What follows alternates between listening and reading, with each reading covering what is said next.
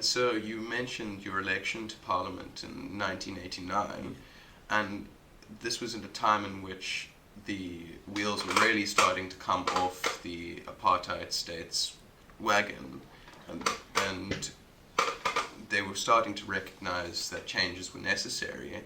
And so what was the role of the Parliament just prior to the start of the negotiations for the new constitution, and what was its role once the negotiations were ongoing?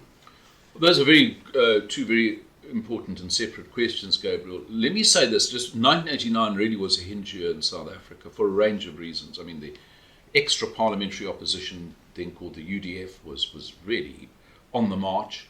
There was a state of emergency, there was a lot of repression, but a lot of opposition to the government despite that. And then, of course, the big event was P.W. Botha, who was the hardline president, incidentally a reformer in a rather reluctant way, but wasn't prepared to go the whole hog of the reform process.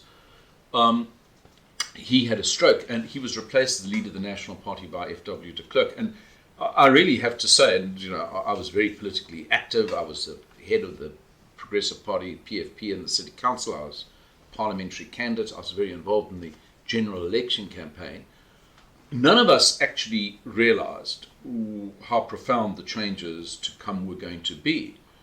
And, in September we had the general election. The National Party did badly, and they won power again, but they had their lowest percentage of the vote ever in their history for at least 30 years. I think they got under 50%. We had a constituent system which meant that they had an outright majority.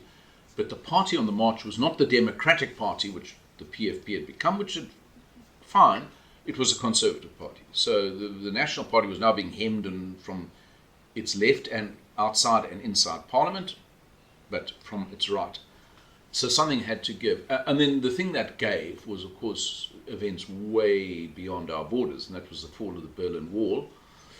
In late 1989, and at that point, unseen to the world at large, certainly to my side of the political division, was de Klerk was starting to now begin a serious process of reforms that he would unveil the following February, which led to the constitutional negotiations, before that the release of Mandela, the unbanning of the ANC.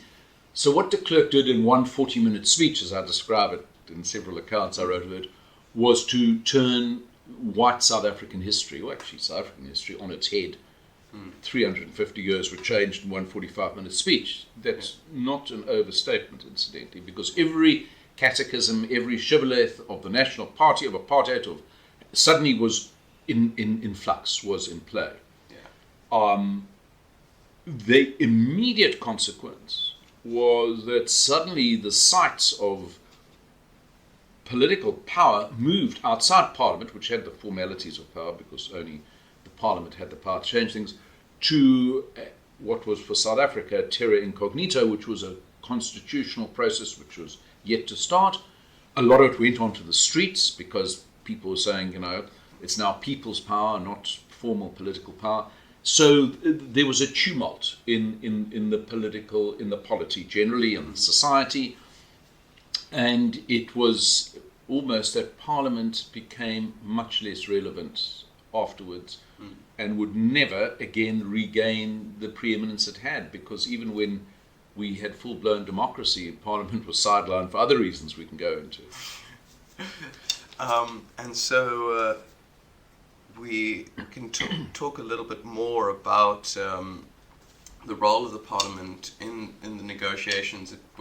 From my understanding, as you mentioned, its loss of the preeminence and the power, it became somewhat of a tool to put the rubber stamp on the changes that were happening outside of its borders. Well, look, Parliament had the formal power because nothing could change without an enactment of Parliament. So Parliament was, used, and there were a lot of fiery debates, particularly between de Klerk's National Party government and the far right-wing Conservative Party, which was then the second party, the official opposition.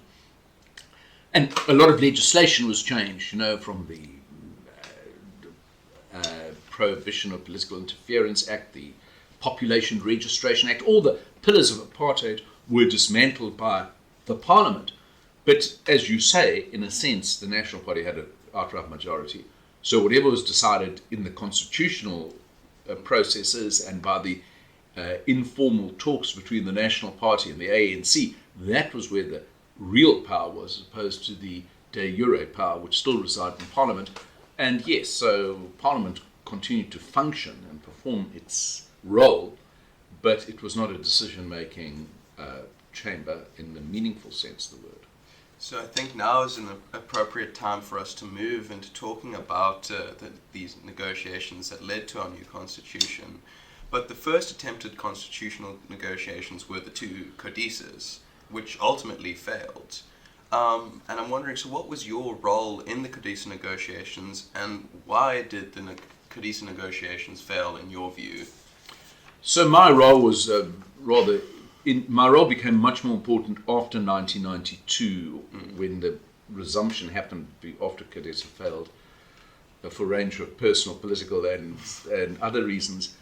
So my early role in Codesa, which was the first phase of constitutional making between, I think it was December 1990 and when they broke down was 1992, those talks. I was an advisor to Working Group 2, which is actually very important. That was where the actual breakdown happened on the system of the Bill of Rights and what the percentage would be required.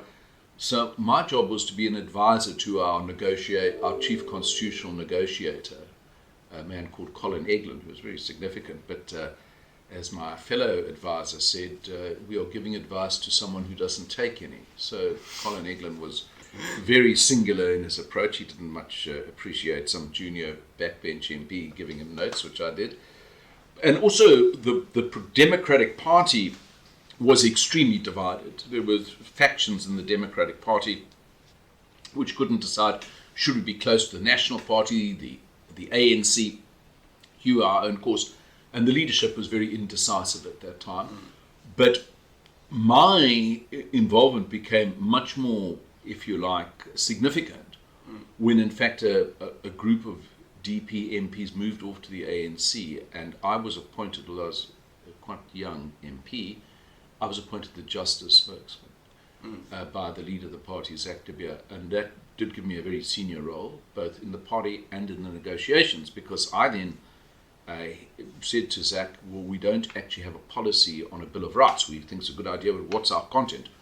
And he said, well, would you draw one up? And I got some very preeminent legal scholars who I was close to through my other work, and a couple of political colleagues. We sat around my dining room table in Orange Grove. We drew up a substantive, a draft Bill of Rights that the Democratic Party would present at the constitutional negotiations as and when they resumed. Well, they did resume, as you know, after the terrible massacre at Bishu, I think, was the trigger factor that brought the negotiations back.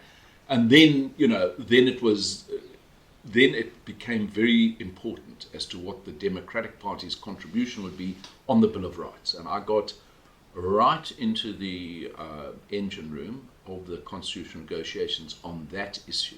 Yeah. So to the extent that the Bill of Rights in our interim and final constitution is important, is probably arguably one of the most important aspects, because it gives citizens rights against the government and the state and all comers. I had a big role in that.